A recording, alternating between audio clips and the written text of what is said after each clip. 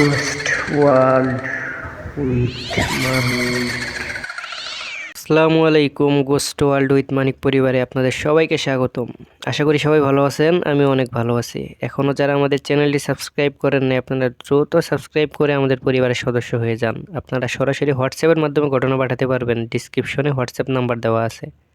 আর কথা না বাড়িয়ে সরাসরি ঘটনায় চলে যাচ্ছি। ঘটনা যিনি পাঠিয়েছেন তিনি তার নাম ঠিকানা প্রকাশে অনিচ্ছুক, তাই আমরা তার নাম ঠিকানা প্রকাশ করছি না। তিনি যেভাবে লিখছেন ঠিক সেভাবেই আপনাদেরকে পড়ে শোনাচ্ছি। ঘটনার সময় 1996 এর মাঝামাঝি সময়। সেটা কোন মাস ছিল মনে নাই। তখন আমি একটা হাফিজিয়া মাদ্রাসার ছাত্র। কোরআনের মধ্যে কিছু সূরার আমল লেখা থাকে, যেখানে একটা আমলে পেয়েছিলাম যে সূরা জিন 700 বার পাঠ করলে সমগ্র জিন জাতি তার বশীভূত হয়। তাই আমিও সিদ্ধান্ত নিলাম আমিও আমলটি করব। কিছুদিন চিন্তা করার পর আমিও আমল করা শুরু করছিলাম। তাছাড়া দিনটিও বৃহস্পতিবার ছিল। পরের দিন উস্তাদকে সবক শোনানোর ঝামেলাও ছিল না, তাই আমি ওই দিনই আমল করার সিদ্ধান্ত নিলাম এবং সেদিন দুপুরের পর থেকে আমল করা শুরু করছিলাম। দুপুরের পর থেকে আমল করতে করতে রাত 9টা পর্যন্ত 400 বারের মতো পড়ে ফেলছিলাম। এবার বাড়ি যাওয়ার সময় চলে আসছে। বাড়ি ফেরার সময় আমার কোরআন শরীফটা বুকে নিয়ে আরেক হাতে তসবি নিয়ে সূরাটা পড়তে পড়তে বাড়ির কাছে চলে আসছি। এমন সময় আমার চেয়ে প্রায় 3 গুণ লম্বা একটা লোকের মুখোমুখি হয়েছিলাম। লোকটা আমার তসবি ধরা হাতটা চেপে ধরে প্রশ্ন করেছিল, তুই কি পড়তেছস? আমি তো অনেক ভয় পেয়ে গেলাম। বলে রাখা ভালো, লোকটার গায়ে এমন একটা পোশাক ছিল যে ওই রকম পোশাক আমি কোনোদিনও কোনো মানুষকে পরতে দেখি নাই। ভয়ে মনে হচ্ছে আমার কলিজা ফেটে যাচ্ছে, সারা শরীর ঘামে ভিজে যাচ্ছে। অন্ধকারের মধ্যেও লোকটার চোখ মুখ চেহারা স্পষ্ট দেখা যাচ্ছিল উজ্জ্বল ভাবে। সে কি ভয়ঙ্কর তার চেহারা! মোটা মোটা ভ্রু, কয়লার আগুনের মতো দুটি চোখ যেন আমাকে সম্মোহিত করে ফেলছিল। মনে হচ্ছিল চোখ দেখে যেন আগুন বের হচ্ছে। আমি তার প্রশ্নের উত্তরে এমন গগন বিদারক চিৎকার দিয়েছিলাম যে আমার চিৎকারের অনুভূতি যদি তার উপর কাজ করত তাহলে আমি নিশ্চিত তার কানের পর্দা ফেটে যেত। আমি চিৎকার করার পর লোকটা আমার হাত ছেড়ে দেয়। আমি অনেক ভয় পেয়ে যাই। লোকটা আমার হাত ছেড়ে দেওয়ার পর আমি বাড়ির দিকে দৌড়াতে থাকি। অনেক দৌড়াচ্ছি, আমার কাছে মনে হচ্ছে যে আমার বাড়িটা যেন আসছেই না। অথচ কিছুক্ষণ আগেও আমি বাড়ির খুব কাছে ছিলাম। অনেক দৌড়ে যাচ্ছি, মনে হচ্ছে যে আমার বাড়ি আমার কাছেই আসছে না। কিছু দূর যাওয়ার পর আমি আমার বাড়ি খুঁজে পেলাম। বাড়ির কাছে গিয়ে চিৎকার দিয়ে আমি অজ্ঞান হয়ে গেলাম। অজ্ঞান হওয়ার পূর্ব মুহূর্ত পর্যন্ত কোরআন শরীফটা বুক থেকে ছাড়ি নাই। পরের দিন থেকে আমার এমন জ্বর শুরু হয়েছিল যে 1 মাস পর্যন্ত জ্বরে ভুগি। তারপর আমি কখনো সূরা জিন পড়ার সাহস পাইনি। ঘটনাটি এ পর্যন্তই ছিল। যদি ভালো লাগে অবশ্যই পড়ে শোনাবেন। Ghost World with Manik। ঘটনা যিনি পাঠিয়েছেন তিনি তার নাম ঠিকানা প্রকাশে অনিচ্ছুক, তাই আমরা তার নাম ঠিকানা প্রকাশ করছি না। তিনি যেভাবে লিখছেন ঠিক সেভাবে আপনাদেরকে পড়ে শোনাচ্ছি। ঘটনাটা আমার নিজের সাথেই ঘটেছে। ঘটনার সাল 2010 ডিসেম্বর মাস। এসএসসি পরীক্ষার্থী ছিলাম। রাত জেগে লেখাপড়া করার অভ্যাস ছিল। ঘটনাতে যাওয়ার আগে আমার বাড়ির বর্ণনাটা দিয়ে নেই, তাহলে ঘটনা বুঝতে আপনাদের সুবিধা হবে। আমার বাড়ির ঠিক পিছনের দিকে একটা পুকুর, যে পুকুরে কোনো মাছ চাষ করা হয় না, ময়লা আবর্জনা ফেলা হয়। পুকুরের চারপাশ জঙ্গলে ভর্তি। পুকুরের পার ঘেঁষে একটি অনেক পুরাতন গাব গাছ। এই গাব গাছটিকে নিয়ে অনেক ভৌতিক ঘটনা শুনেছি, দাদুর মুখেও শুনেছি, বাবার মুখেও শুনেছি। এবার চলুন ঘটনায় ফিরে যাক। রাত জেগে পড়ার অভ্যাস ছিল। ঘটনার যেদিন শুরু সেদিনও রাত জেগে পড়ছিলাম। ঘড়িতে সময় রাত 12টা। হঠাৎ আমার টিনের চালের উপর ঢিল পড়ার শব্দ পেলাম।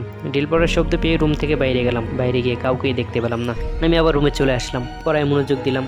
কিছুক্ষণ পর আবারও আমার টিনের চালে ঢিল পড়ার শব্দ পেলাম। এবারও রুম থেকে বের হলাম, কিন্তু আগের বারের মতো কাউকেই দেখতে পেলাম না। আমি আবার রুমে চলে আসলাম। রুমে চলে এসে পড়ায় মনোযোগ দিলাম। হঠাৎ আমার পরিচিত এক বন্ধুর কণ্ঠে কেউ আমাকে ডেকে উঠলো। আমার নাম ধরে 2 বার ডেকে উঠলো। দরজা খুলতে যাব ঠিক তখনই আমার ফোনে কল আসলো। ফোনটা হাতে নিয়ে দেখি আমার সেই বন্ধু আমাকে কল দিয়েছে। কলটা রিসিভ করলাম। আমার বন্ধু আমাকে বলল সে অনেক অসুস্থ, আমি যেন সকালে তার সাথে দেখা করি। আমি মাকে ডাকলাম, মাকে ঘুম থেকে উঠালাম।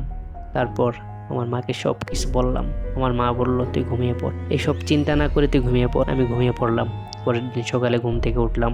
সারাদিনের ব্যস্ততা শেষ করে রাতে খাওয়া দাওয়া করে আবারও পড়ায় মনোযোগ দিলাম। ঘড়িতে সময় ঠিক রাত 11টা 30 মিনিট। কেউ একজন আমার রুমের বাইরে কান্না করছে, তবে কান্নাটা কোনো মানুষের ছিল না বিড়ালের ছিল সেটা ঠিক বুঝতে পারতেছি না।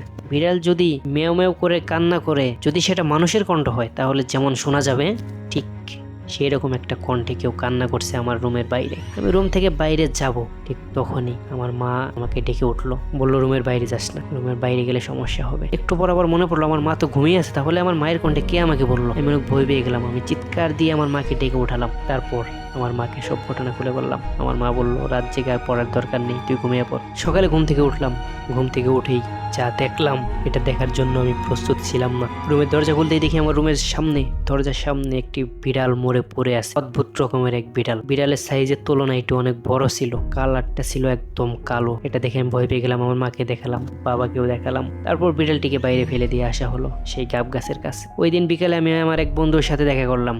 তারপর আমার বন্ধুকে সব ঘটনা খুলে বললাম। আমার বন্ধু বলল তার পরিচিত একজন হুজুর আছে, হুজুরের সাথে সে দেখা করতে নিয়ে যাবে। সেদিন আর যাওয়া হলো না, তবে রাতের বেলায় কিন্তু ঘটনা আগের মতোই ঘটে যাচ্ছে আমার সাথে। পরের দিন বন্ধুর সাথে বের হলাম হুজুরের সাথে দেখা করতে। হুজুরের বাড়ি আমাদের বাড়ি থেকে প্রায় 20 থেকে 25 কিলোমিটার দূরে ছিল। বন্ধুর একটি বাইক নিয়ে গেলাম হুজুরের বাড়িতে। ওই দিনের হুজুরকে পেলাম না, একজনের থেকে জানতে পারলাম কালকে আসলে হুজুরকে পাবো। আমরা বাড়িতে চলে আসলাম, তবে পরের দিন আমাদের আর ব্যস্ততার কারণে যাওয়া হলো না। তার 2 দিন পর আমরা আবারও গেলাম ঠিক হুজুরের বাড়িতে। এবার হুজুরকে পেলাম, একসাথে মসজিদে জোহরের নামাজ পড়লাম। হুজুর আমাদেরকে বললেন আসরের নামাজের পর আমাদের সাথে কথা বলুন। আমরা অপেক্ষা করতে লাগলাম হুজুরের জন্য। তারপর আসরের নামাজের সময় হলো, একসাথে নামাজ পড়লাম। নামাজ পড়ে হুজুরকে সব ঘটনা খুলে বললাম। হুজুর বললেন সে আমাদের বাড়িতে আসবে। ঠিক তার 3 দিন পর হুজুর আমাদের বাড়িতে আসলেন। বাড়িতে এসে আমাদেরকে বললেন যে আজকে সে কিছু করবে না, সে আবার আসবে। এই বলে হুজুর আমাদের বাড়ি থেকে চলে গেলেন। পরের দিন মাগরিবের নামাজ শেষ হওয়ার পর হুজুর আমাদের বাড়িতে আসলেন। হুজুরের সাথে একজন লোক ছিল, একজন লোককে হুজুর সাথে করে নিয়ে আসছিলেন। সেই লোকটিকে বাড়িতে নিয়ে সেই হুজুর এবং সেই লোক দুইজনে গাব গাছের কাছে গেলেন।